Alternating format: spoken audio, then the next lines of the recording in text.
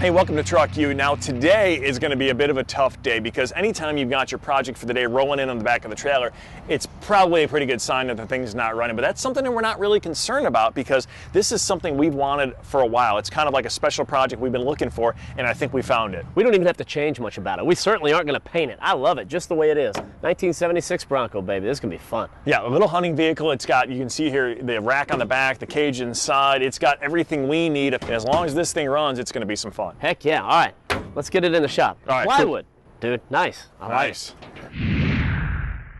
Here's the thing is it was constantly overheating for this guy, and he just said, you know, I've tried to fix it a couple different times. I'm tired of it. Screw it. He parked it. 18 months later, here it is. That's basically it in a nutshell. Yeah, you can see he tried to address the overheating issue with an aluminum radiator and kind of a makeshift shroud. The thing is, we can go ahead and try and repair what he's got or modify it, but at this point, we just want to have some fun and play with this. So we're going to attack this cooling system. We're going to rip out the radiator and just replace these old parts rather than trying to repair the ones that are here. I like where your head's at, kid. You know, sometimes you just got to cut your losses. Look at you! Well, you could just do that. You're all grows up.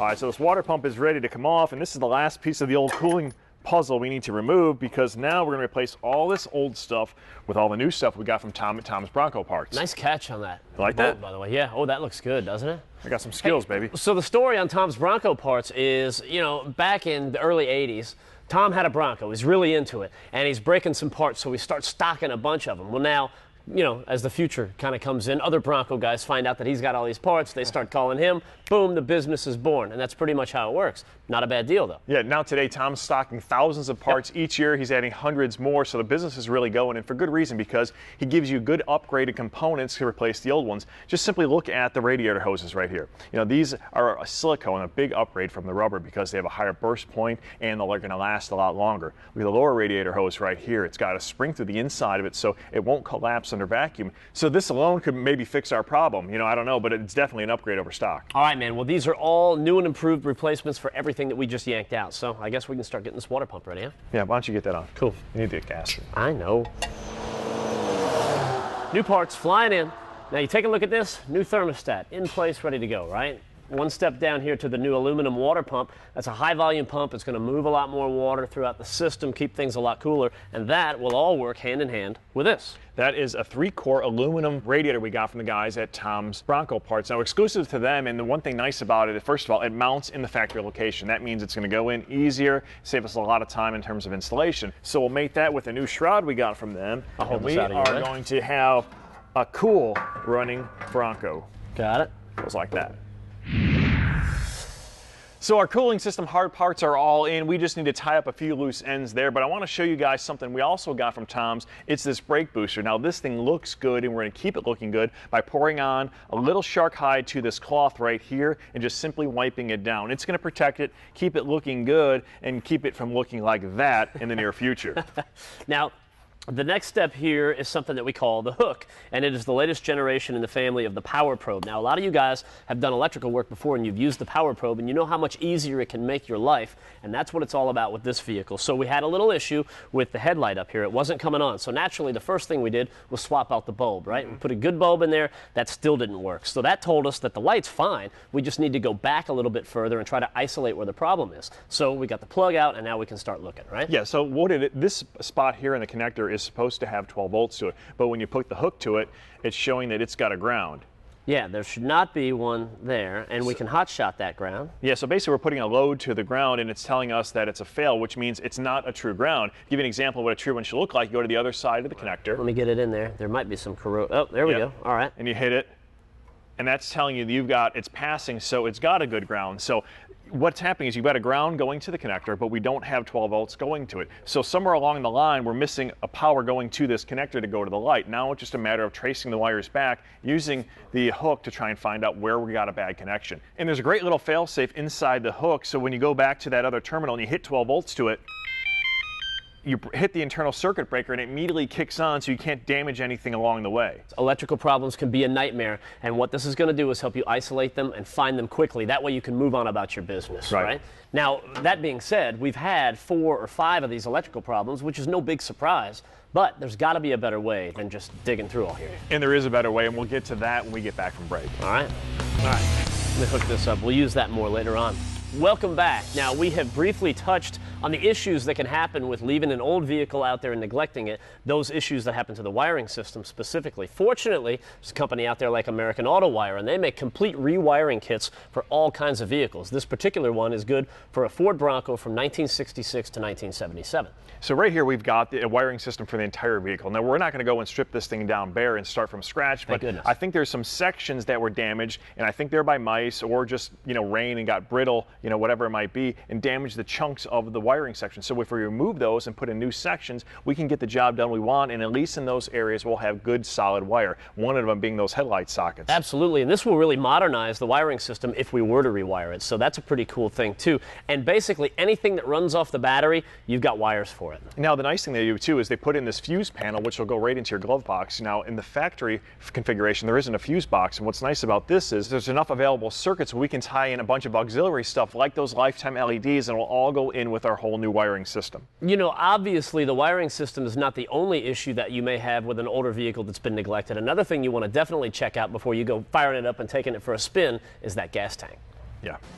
We're pulling out that old fuel tank. We noticed that there was a leak right by the sending unit. So for a number of reasons, we got that 50-year-old tank out of the way and a brand new one to replace it from National Parts Depot. Yeah, this is a polyethylene tank, so we don't have to worry about any corrosion. And it comes with pretty much everything that we need as far as the hardware, the sending unit, and this, that, the other. The only thing that we did opt for was a new strap, because if we're putting a new tank in, a new this, new that, why use an old strap, right? Now these guys stock stuff going all the way back to the 1940s, and not just for Broncos. They have a pretty wide selection. For a complete listing, check out the NPD website. You know, the Power Probe makes the installation of anything electrical a lot of fun because you can play with it and test it before you put it in, right? Case in point are these lifetime LED lights. I mean, you can do that with fans or whatever because of that powered lead right there. Love it. You know, you talk about the Power Probe, and one of the nice things about it, it's the only diagnostic will allow you to get live current and live resistance. So when we kick these things on, we can show you one of the big features about these lifetime LEDs is that the low amp draw. Now both of these are in a circuit, obviously, and they're only pulling 4 amps. So that's nothing. What I'm thinking is now we can take a whole bunch of these. I'm talking like 30 of them and pile them on this Bronco, man. We'll light up everywhere. The good thing about Bruno is he never gets carried away with anything, right? But like you said, low power draw, super high intensity. These things last a long time. Lifetime LED, the bulbs last forever. They guarantee them for life, in fact, right? That's why I say they last forever. And the cool thing is you look at these, you got a couple different options and directions we can go. Or you could just have all of them like Bruno. But I think that's what I'm saying. Why we just do both, bro? You could. Why choose? I don't. Now, this big bumper, more specifically, these 2 tabs right here, will serve as the home for our new lifetime LED lights. We also got this bumper from Tom's, and it's got a lot of protection up in the front, so we can just mow down the brush, right? We've got sheet metal protection on the corners. It's just big. It looks good. This is everything we need on the front of this Bronco. You know, I'm thinking maybe we lay a bunch more tabs here. We can get LEDs here, here, here, here, here. You blind the hogs, and then you run them down with this thing. Or we could just put a big bar on the top, because we've also got options with that. They've got bars up to 50 inches long, so we could explore that option. That could work too. Right? Here's what we need to do is get that stock front bumper off, right? Yeah, I got the bolts out earlier. Hold on. Now look, I can't lift. You're medically not cleared. No, still not. Right. Maybe a couple of weeks. What do you want to do with this thing? I say we throw it in the blow-up bin. You don't want to keep it? No, no. See ya. What the? Wait for it. Huh? This thing could use a radio. That was a heck of a throw. They used to play ball, remember? You're right. Okay. Well, let's get this done, go to break, and when we come back, we'll start working on that radio. All right, cool. That was a heck of a throw. You know, one of the nice features of the American Auto Wire harness system is the fact that they've got an instrument cluster disconnect, and I'll show you what I'm talking about. Now, it doesn't really apply to this Bronco, but a lot of older vehicles like this, you can see there is a gauge cluster. So it allows you to go ahead and bring this out into a tabletop or somewhere you can access everything. You pre-wire everything up, you mount this back into place, and what you'll have is a connector or a series of bulkhead connectors that you just simply plug back into the harness. This way you're not laying on your back, looking up into the dark, trying to wire up places you can't get to. It makes your life a whole lot easier. Now, one of the other things that's nice is obviously you come with schematics, so you can lay everything out. Each one of the wires is labeled, so it'll tell you, you know, this is the electric fan, this is the headlight low beam, etc., etc. Now for us, it's important to replace the connector. Now this is the connector for the headlight, so it'll go right here. You've got the ground wire already run to it. Then it's a matter of taking the wiring harness here that supports it and running into place. So we'll put our 12 volts, all that stuff will be handled. We'll have all new wires going to those headlights.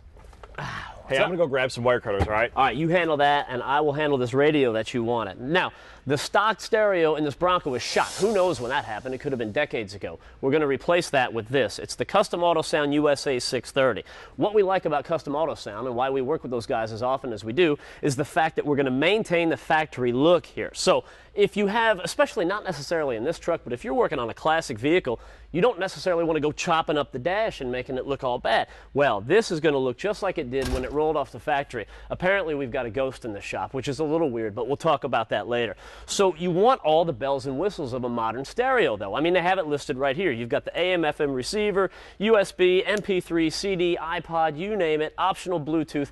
You want all the bells and whistles, but again, you want it to look like it did when it rolled out of the factory. I know what some of you are thinking. You're like, Matt, it's a hunting truck. Why is the stereo a big deal? Well, here, I'm going to put it in perspective for you.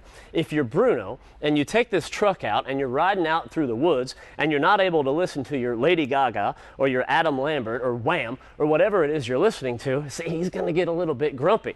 If for no other reason than that, it cuts down on the complaining. Now, one more optional system that a Custom Auto Sound has is something they call the system. We can take speakers and mount them all through the cab. We can mount a subwoofer in here and get all crazy. Now, we're not going to do that with this particular installation. We don't need it to get out of hand, but if we wanted to, we certainly could. The options are there.